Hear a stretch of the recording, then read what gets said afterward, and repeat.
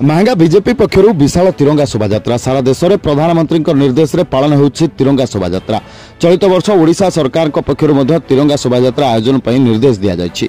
केवल जे सरकारी कार्यालय नुहे बरं समस्त घरे तिरंगा उड़िबा सह उत्साह सहकारे स्वाधीनता दिवस पालन करने को देशवासी को आह्वान देइछन्ति मोदी।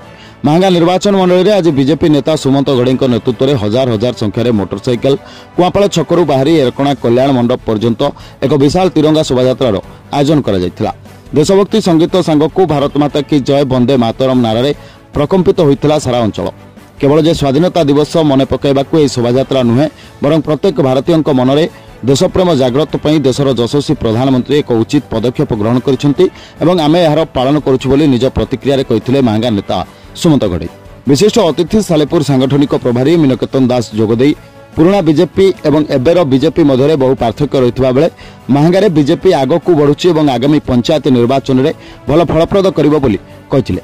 अन्यमानक मध्य 7 मंडल सभापति सांसद बैजयंत पन्नायक प्रतिनिधि और अन्य युव और वरिष्ठ बीजेपी कार्यकर्ता माने जोग देथिले।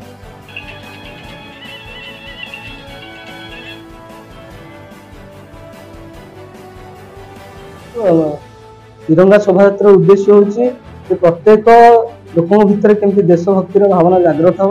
हमारे यशस्वी प्रधानमंत्री श्री नरेंद्र मोदी ए विषय समस्त समस्त देशवासी आह्वान कर दल तरफ सब जगह कार्यक्रम होची सारा देश में।